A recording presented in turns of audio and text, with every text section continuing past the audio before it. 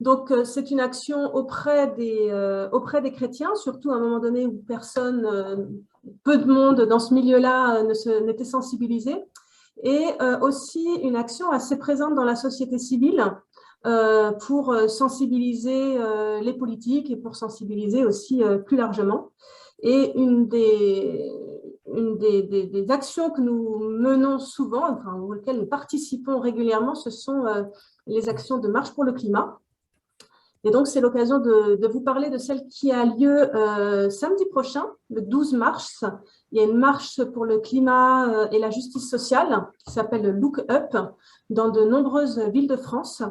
Donc, il y a quelque chose qui est vraiment fort et qui peut être puissant, c'est qu'il va y avoir lors de cette marche des cortèges de convictions avec donc différents croyants, différentes convictions qui seront présents ici. On va vous mettre dans le chat un lien pour savoir où il y a une marche et pour éventuellement vous y inscrire. Donc voilà, ça c'est pour cette action de Chrétiens Mots pour la Terre. Donc pour ce soir, donc, on va accueillir Christophe Lardet, qui est éco-journaliste, cofondatrice de Chrétiens Unis pour la Terre, et qui anime des rencontres autour d'écologie et spiritualité. C'est elle, en 2013, qui a créé ce site du Carême pour la Terre. Et donc, ce soir, elle va nous parler de cette proposition pendant les semaines à venir. Donc, cette soirée va se dérouler en 4 temps. Donc, on va avoir donc 4 temps assez courts, hein, comme je le disais. Un temps d'intervention de Christine ce soir, c'est particulièrement pour nous expliquer la démarche. Ensuite, vous allez être répartis en petites salles pour vraiment un partage à deux en profondeur à partir de questions qui vous seront proposées. Ensuite, nous aurons un temps de questions-réponses et enfin un temps de prière. Le temps de questions-réponses, si nous sommes nombreux ce soir, ne pourra pas être comme ça en tout venant, donc ce sera vraiment à partir du chat.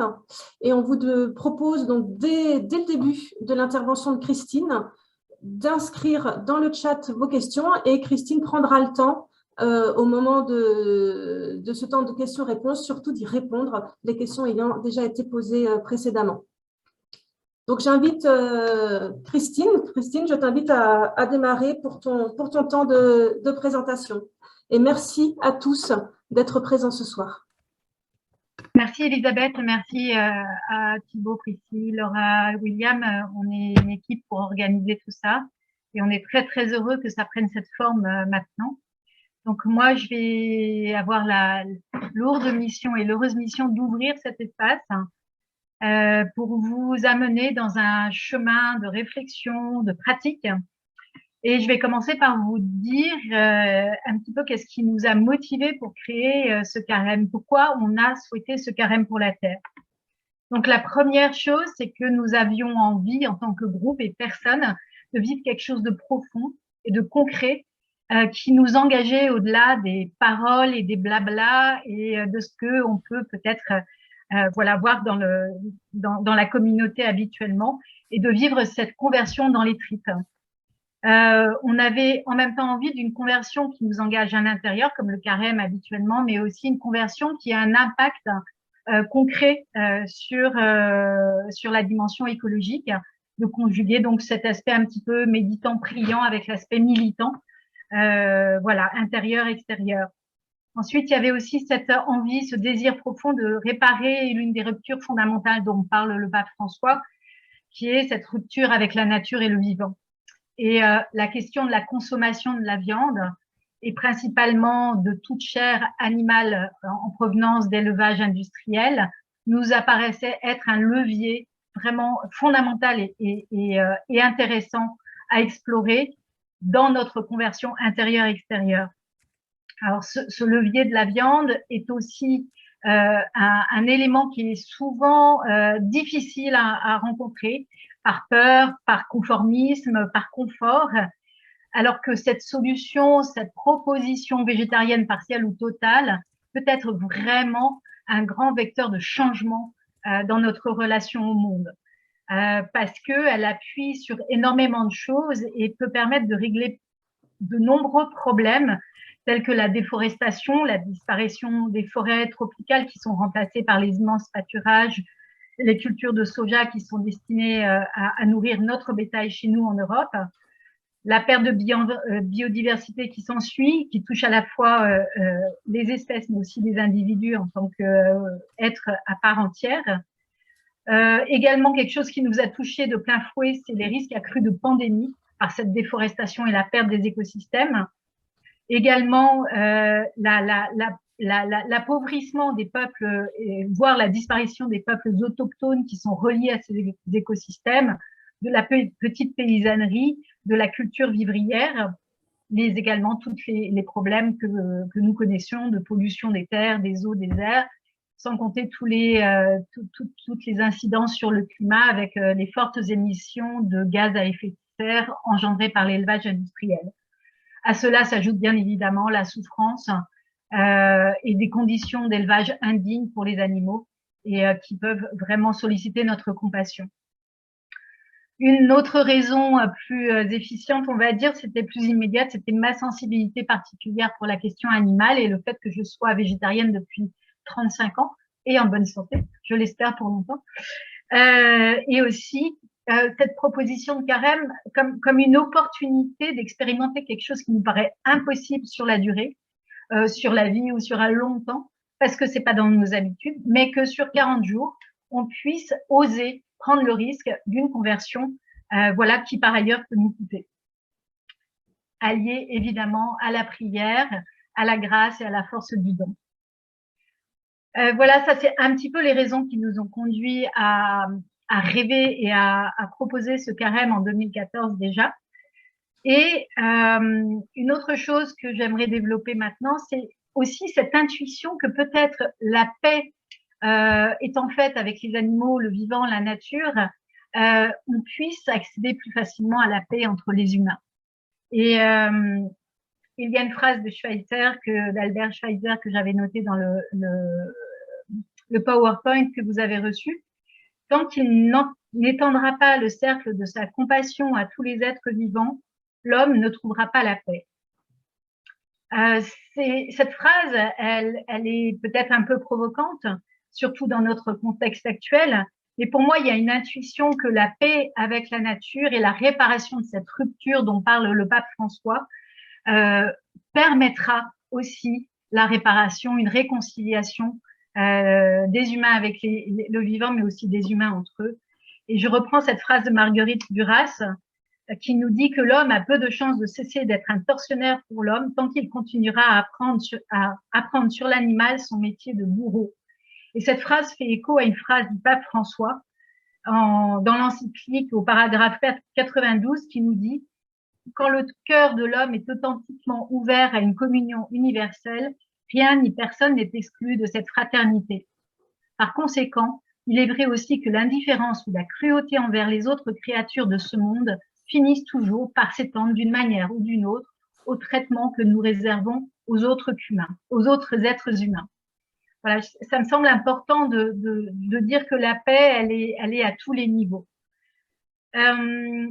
Donc, ce carême pour la Terre qui se trouve sur le site carêmepourlaterre.org touche à plein de dimensions, à la fois aux dimensions écologiques que je vous ai exposées très très brièvement, mais aussi à des dimensions éthiques et philosophiques avec un questionnement, est-ce que j'ai le droit de faire ce que je fais par mon mode de vie aux animaux et à la planète? Est-ce que simplement nous avons le droit d'ôter la vie à d'autres créatures? Et cette question, c'est pas moi qui la pose seulement, c'est aussi le pape. À cause de nous, des milliers d'espèces ne rendront plus gloire à Dieu par leur existence et ne pourront plus nous communiquer leur propre message. Nous n'en avons pas le droit. C'est pas moi qui le dis, c'est le pape au paragraphe 33 de l'encyclique. Voilà, donc ce sont aussi des interrogations au niveau de l'alimentation, de la santé.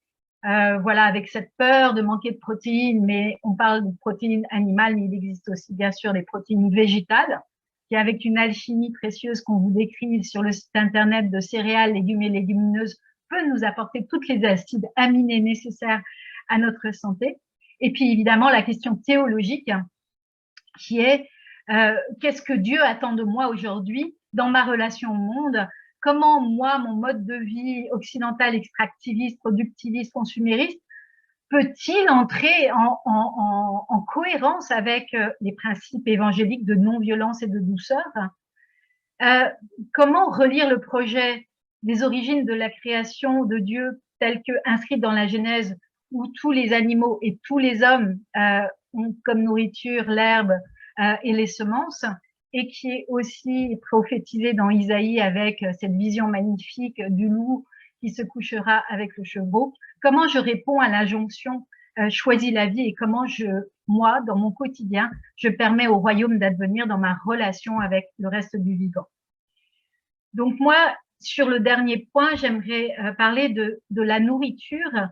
Pourquoi cet espace de nourriture est si important pour notre réconciliation et voire notre communion avec le monde. Comment cet espace que nous consacrons, où nous rendons grâce également, comment cet espace sacré peut-il nous amener vers le royaume? Le premier point, c'est que la nourriture, les aliments, font le lien entre notre corps et le corps de la terre. À travers les aliments que nous ingérons, nous avons une incidence sur la terre et elle-même est dépendante de nos actions. C'est-à-dire que si on la pollue, si on met des pesticides, si on la détruit, notre corps aussi s'en ressent, et inversement. Nous pouvons comprendre que dans la violence que nous exerçons à l'encontre du vivant et de la terre, nous exerçons aussi une violence à l'égard du vivant, à l'égard des humains et à l'égard de nous-mêmes. Donc la nourriture peut être comprise comme un espace de retournement de nos habitudes, un espace de réparation de cette rupture, un espace de réconciliation qui ouvre les chemins vers la communion. Cette communion qui, chez nous chrétiens, est le cœur de notre foi et le cœur de notre pratique à travers l'Eucharistie. L'Eucharistie qui veut dire rendre grâce, remercier, et qui nous conduit à vivre dans une communion sacrée, dans une union sacrée, une communion entre notre corps, le corps du Christ et le corps du cosmos. Pour arriver à cette communion, il y a bien des chemins, la prière, le don, le partage au début d'un repas, où nous pouvons simplement dire merci pour les dons reçus, pardon également pour toutes les violences que nous avons infligées volontairement ou involontairement à la planète. Et là, j'aimerais vous lire une phrase des frères Karamazov que j'ai citée aussi dans la newsletter et qui me touche profondément. Mon frère demandait pardon aux oiseaux. Cela semble absurde, mais c'est juste, car tout ressemble à l'océan où tout s'écoule et communique.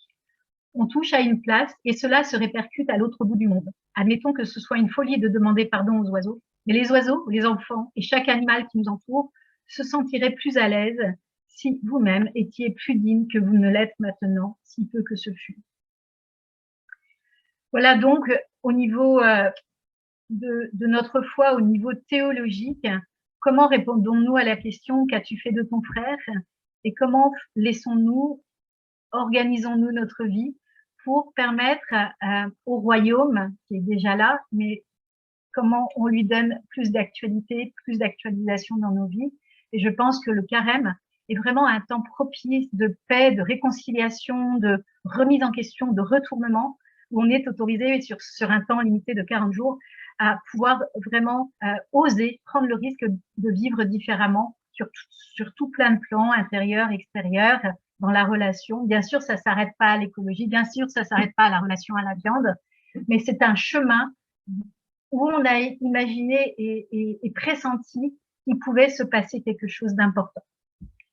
Voilà, et qui pourrait nous permettre, avec de la bonne volonté, de la persévérance et de la grâce, d'aller vers ce monde de paix et d'union auquel nous aspirons aujourd'hui tous et toutes.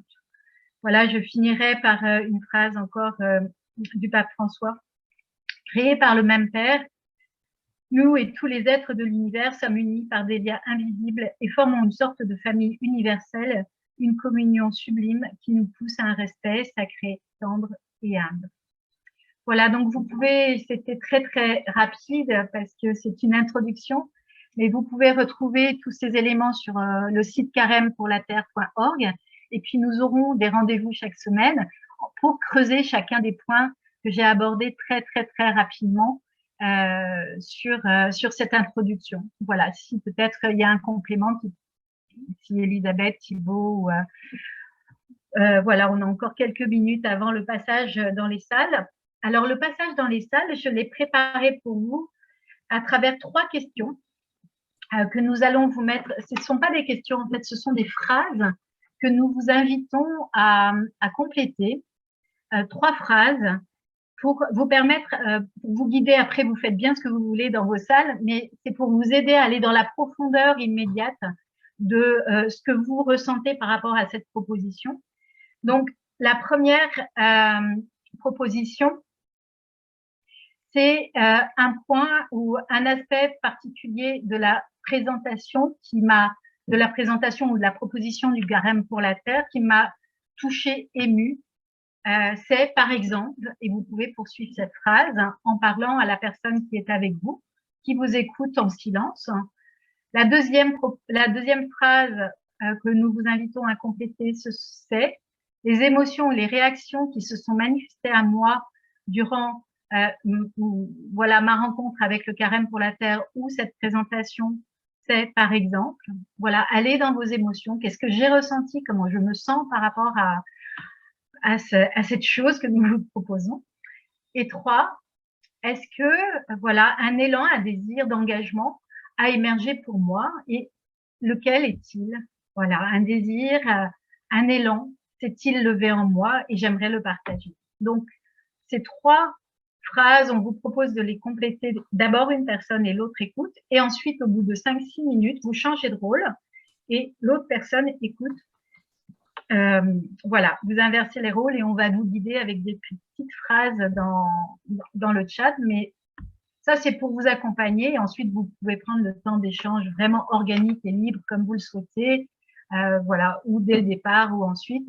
Et ça permet de canaliser parce que vous n'avez pas beaucoup de temps. Vous avez en fait 15 minutes en tout. Ça veut dire 5 minutes plus 5 minutes d'échange en écoute et 5 minutes ensuite de partager.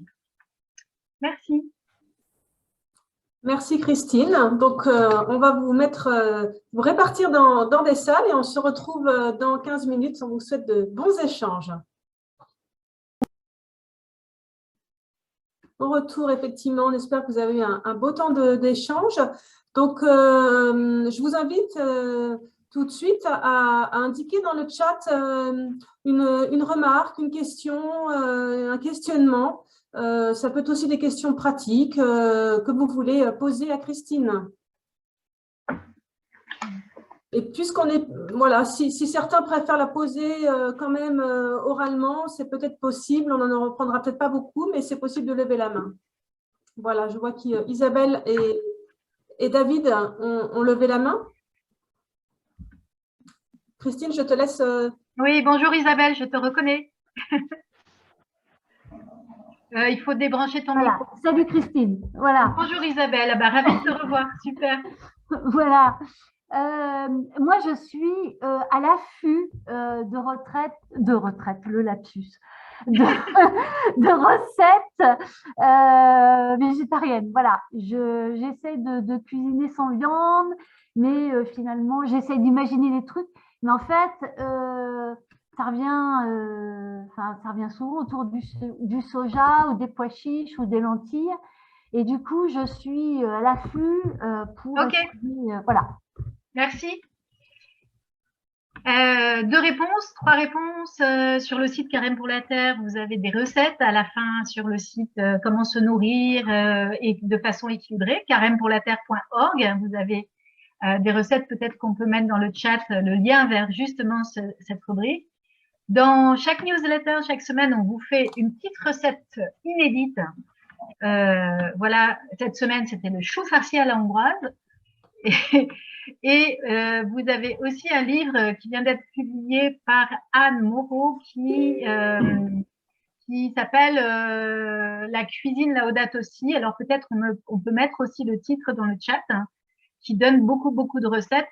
Alors j'ai compris qu'elles n'étaient pas toutes végétariennes, mais elles sont en tout cas bonnes pour le climat. Voilà.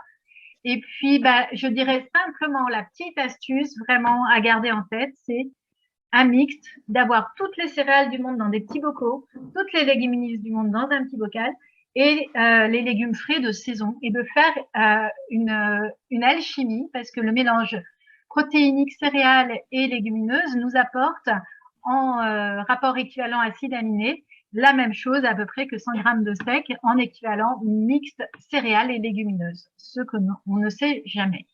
Voilà, l'important n'est pas d'avoir des protéines animales, mais d'avoir des protéines tout court et notamment d'avoir l'équilibre sur les acides aminés. À cela, on ajoute des huiles première pression à froid, etc. Voilà. Et on a une cuisine qui devient magnifique. Ma cuisine Laudato Si, chez CLD de Anne Moreau. Voilà, avec quelques recettes végétariennes à l'intérieur. Je vous écoute pour d'autres questions avec grand plaisir. N'hésitez pas à lever la main.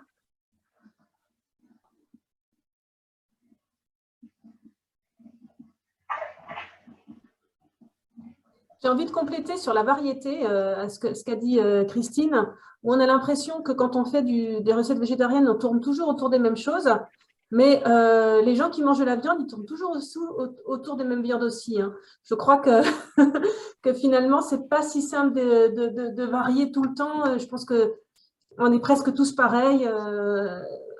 Dans notre quotidien, ça tourne beaucoup autour des mêmes choses et ce n'est pas grave. Ça fait partie aussi, je pense, de la sobriété de cette démarche. Oui, on devient inventif, créatif, explorateur, et on découvre des choses, des légumes oubliés, des tas de choses incroyables. Et puis, il y a aussi toute la ressource des plantes sauvages. Voilà, tout un tas de choses qui sont offertes par le créateur et que on mésestime habituellement. C'est vrai que ça ouvre vraiment le champ, la palette de la créativité. C'est quelque chose justement que j'ai envie de creuser, c'est justement les fleurs dans les salades, bourrache, soucis, etc. Et je pense que ça, c'est une vraie ressource à mon avis. Aussi, il y a déjà un petit jardin aromatique, mais justement, on voudrait là au printemps planter des fleurs comestibles. Ok, je vois un commentaire sur le chat, ce qui m'a touché en préparant ce carême, voir des images de la tuerie des dauphins au Japon, dans la baie de Taiji, des requins rejetés vivants, etc., pour faire les soupes d'ailerons.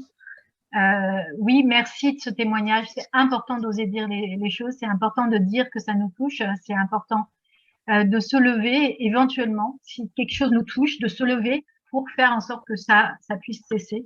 Et effectivement, nous avons ces exemples-là qui sont un peu extrêmes et qui sont inadmissibles. Il y a encore de la consommation de requins en France. Voilà, moi, ça m'est arrivé d'en rencontrer. Et il faut vraiment rejeter ça parce que c'est interdit par la loi.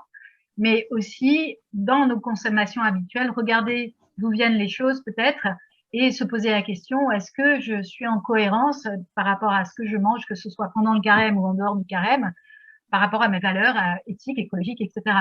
On peut regarder ce que font les autres comme des gars, mais on peut regarder aussi peut-être nous aussi au quotidien ce qui implique un désastre sur la planète.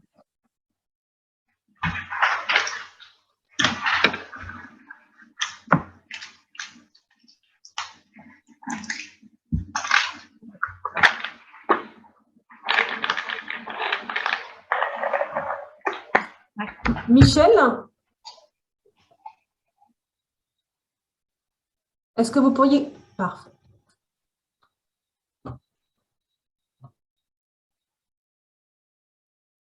Je vous écoute.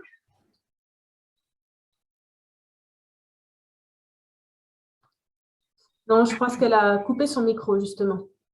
Ah, d'accord. Oui. Voilà. N'hésitez pas, on a encore quelques minutes. Ok. Merci, Laura. Oui, si vous savez, si vous n'avez pas de questions, vous pouvez nous mettre aussi qu'est-ce qui vous a touché dans vos échanges, qu'est-ce qui vous a marqué. N'hésitez pas à le mettre dans le chat ou à témoigner. Donc, par l'aspect spirituel de ce carême et la possibilité aussi d'être relié aux autres. Bien sûr que faire les choses tout seul, c'est beaucoup plus difficile. Priscille, je vois que tu lèves la main. Je veux dire, quand on se rend compte de tout le mal qu'on fait aux animaux, En fait, on se dit que végétarien, c'est bien, hein, mais si on était très cohérent, il faudrait aller plus loin et devenir carrément végétalien, ne plus consommer de produits animaux du tout, même la viande et le poisson, c'est une première étape, mais ensuite, il y a le lait, tous les produits laitiers. Alors, ce qu'on nous disait avec Grégoire, c'est qu'on avait du mal, nous, Français, à se passer de fromage, par exemple. C'est une tradition française de manger du fromage, on aurait du mal à s'en passer. Mais, mais qu'on devait réfléchir à être aussi en cohérence à 100% avec ce qui se passe dans le monde. Merci Priscille, bah oui, tu me fais un clin d'œil là, c'est ça? C'est vrai qu'étant végétarienne, quel carême je vais faire aujourd'hui? Voilà, moi, j'accentue, je deviens végane à 100%. C'est-à-dire que j'ai pris conscience, par exemple, que la production des œufs, je me suis dit un jour, j'ai fait la promesse, je ne mangerai plus d'œufs seulement si moi j'ai mes propres poules que je laisse vivre et mourir de leur propre mort.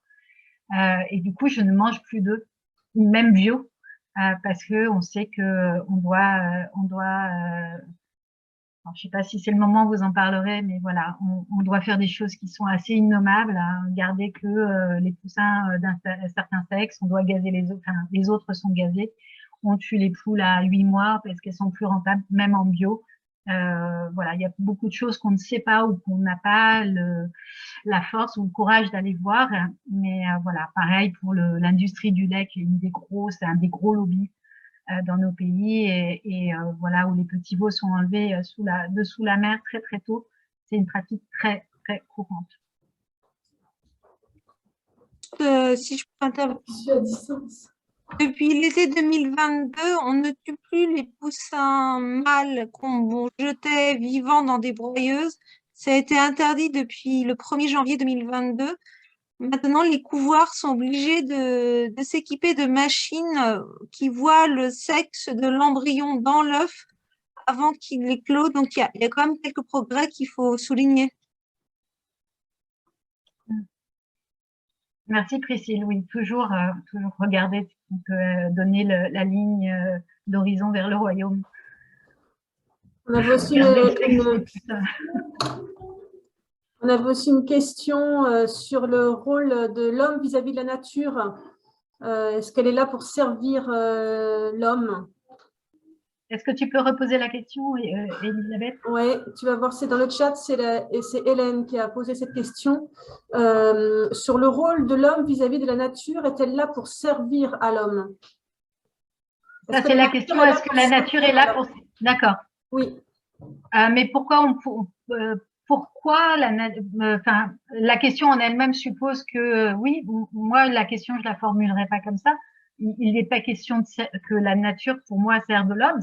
C'est une symbiose, une coopération, une intelligence des écosystèmes. Nous sommes un fil de l'écosystème du vivant et dans une relation bien comprise, chacun a sa propre place et sa propre utilité.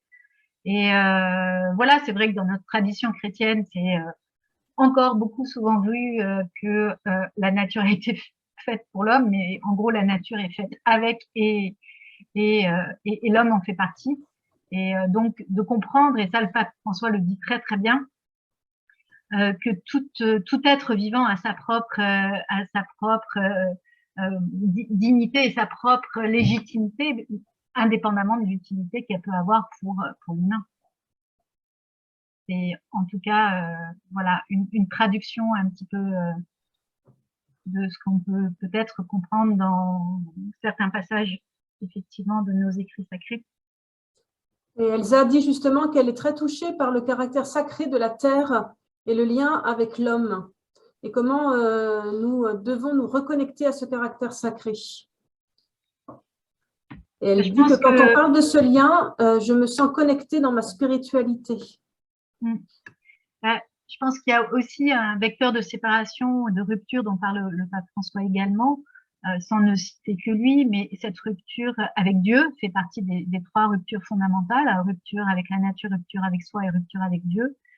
Et la rupture avec Dieu, elle vient aussi du fait qu'on a envoyé Dieu balader à l'extérieur de sa création, qu'il y a une rupture, une séparation entre le créateur et sa création et qu'on ne comprend pas sous prétexte de vouloir éviter le panthéisme, cette notion d'un Dieu, de donner de déifier les éléments de la nature. On a expulsé Dieu de la nature et on peut juste comprendre que sans être dans le panthéisme, on peut être dans une forme de panenthéisme, c'est-à-dire non pas que chaque chose est Dieu, mais que Dieu est en toute chose. Et dans ce cas-là, on retrouve le caractère sacré de l'habitation de Dieu dans le vivant, et en se reliant à ce vivant de façon sensible, amoureuse, je dirais à travers tous nos sens, on peut vraiment accéder à une compréhension de communion, de réconciliation avec le vivant et de retrouver Dieu au sein de la nature et de retrouver le sens du sacré, donc qui induit le respect, qui induit l'amour, qui induit la compréhension de notre interdépendance et qui induit la compassion. En regardant, on devient amoureux, on devient aimant et en aimant, on protège.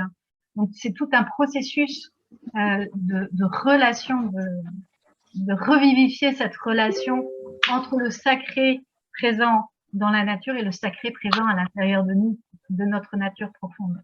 C'est comme ça que je l'exprimerai. Merci infiniment, Christine, pour ces compléments. Ce que je vous propose, justement, on est entré là plus dans ce lien avec le sacré, c'est justement de nous reconnecter à ce sacré. Et je vous propose qu'on prenne quelques secondes de silence, chacun, et ensuite, William, je te laisse, après ce temps de silence, prendre la main pour guider notre prière ce soir.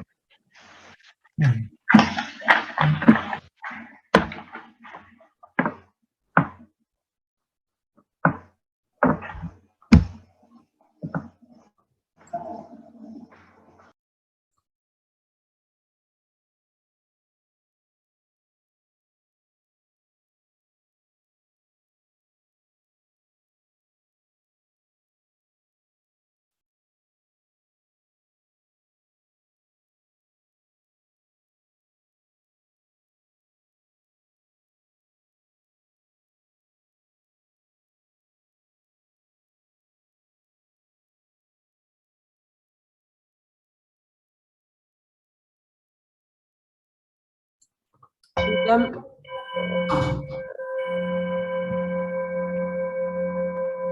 Vous entendez le gong, juste quelques mots pour continuer dans le fil de cette reconnexion avec Dieu, notre Dieu auquel nous croyons. Il y aura 3 temps. Le gong à nouveau sonnera, puis une prière que je lirai de manière priante avec vous, que Thibaut va mettre à l'écran. Le gong ponctuera ce temps de prière, de lecture priante. Ensuite, quand le gong expirera, il y aura une prière finale plus succincte qui sera ponctuée par le Notre Père. Et après encore un petit temps de respiration silencieuse, un chant que je vous proposerai en partage.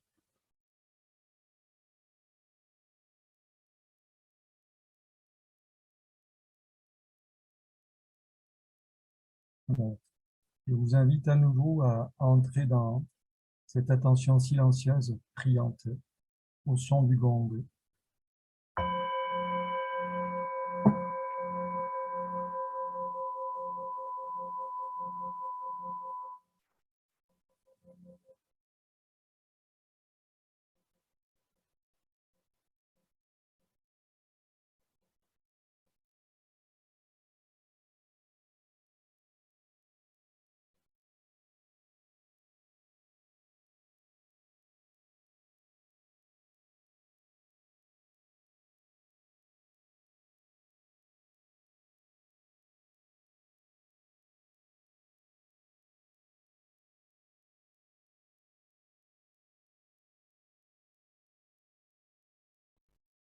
Seigneur, loué sois-tu par tout ce qui vit et respire. Loué sois-tu par les montagnes et toutes les collines, les plantes de la terre, sources et fontaines, océans et rivières, baleines et bêtes de la mer, et les oiseaux du ciel. À voir ton ciel, ouvrage de tes doigts, qu'est-ce que l'homme pour que tu aies remis entre ses mains ta création, la planète Terre, notre maison commune. Au temps du déluge, tu n'as pas abandonné, Seigneur, ce que tes mains ont créé aux forces de dissolution et de division, mais tu as persévéré dans ton dessein de miséricorde et de réconciliation. Tu t'es souvenu de tous les animaux, tu les fis entrer dans l'arche construite par Noé, ton serviteur.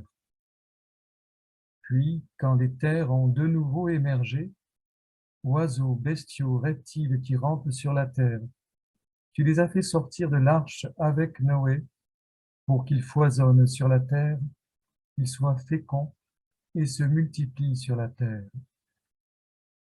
Oui, loué sois-tu, Seigneur, car éternel est ton amour.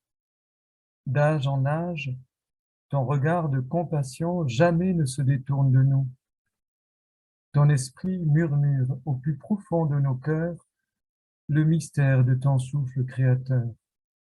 Tout être, du plus petit au plus grand, participe à ton dessein symphonique. Chacun collabore à l'harmonie et à la beauté de l'immense fresque du vivant. Tu bénis tout homme juste qui prend soin de ses troupeaux, est-il écrit dans la Bible. Oui, tu chéris et bénis, Seigneur, tout être humain qui prend soin de tes créatures et les protège.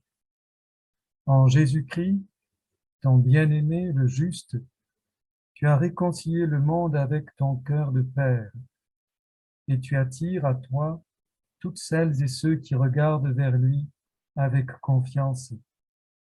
En lui, tu as ouvert l'invincible espace où germent les cieux nouveaux et la terre nouvelle. Portés par l'esprit de sa Pâque, nous marchons vers toi avec joie, dans la foi pour passer de la prédation du vivant à la réparation de son intégrité, de l'indifférence aux cris de la terre et des pauvres à la compassion active et à la solidarité envers les plus petits, d'une consommation insouciante et débridée à une heureuse sobriété, de la violence aveugle de la guerre à la douceur d'une main ouverte, pourvoyeuse de paix. Face aux périls qui menacent aujourd'hui ta création, Seigneur, nous t'en prions, rends-nous forts dans la grâce de ton esprit. Infuse en nous de jour en jour le courage de réparer et de prendre soin de ce qui est meurtri, le courage de résister à tout ce qui violente les animaux grands et petits, le courage d'œuvrer à la cité où tous ensemble ne font qu'un. Oui, Dieu notre Père, infuse en nous le courage de l'espérance de ton jour dans l'aujourd'hui de chacune de nos vies. En cette soirée de réflexion, de partage et de prière, en ce début de temps de carême, où nous sommes réunis pour conforter notre enracinement en toi et nos engagements avec toi, fais de nous, de chacun d'entre nous, des amis de la terre, des alliés de ta création, maintenant, demain et toujours. Amen.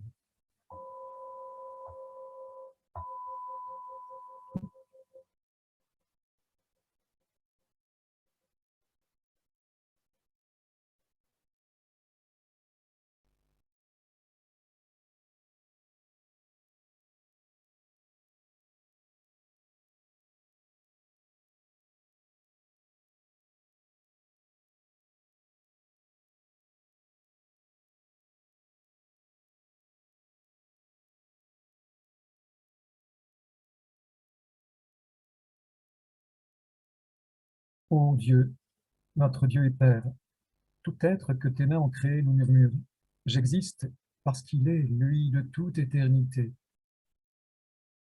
Saisis-nous d'émerveillement par l'entrelacement des êtres unis, par l'amour que tu leur portes et qui nous unit à frère soleil, à sœur lune, à sœur rivière et à mère terre. Cette communion universelle dans la foi en ta bonté ineffable, elle est l'âme d'une écologie intégrale.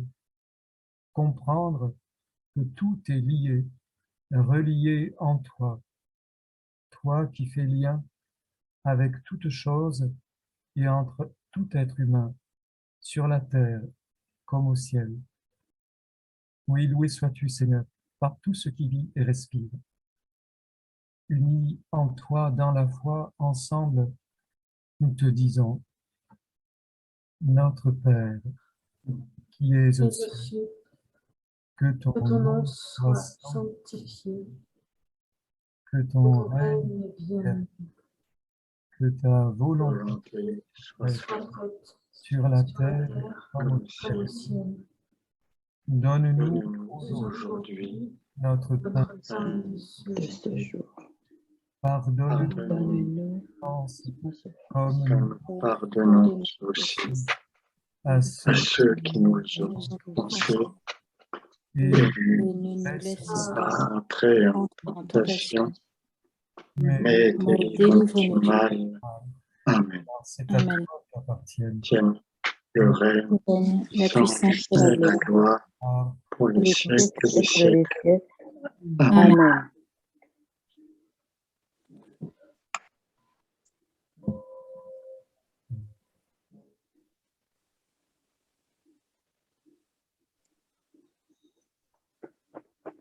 Si la nuit surprend notre marche,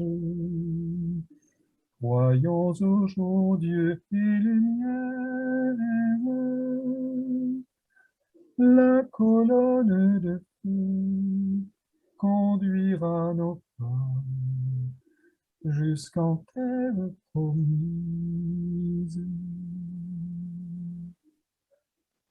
Notre cœur vient-il à se perdre?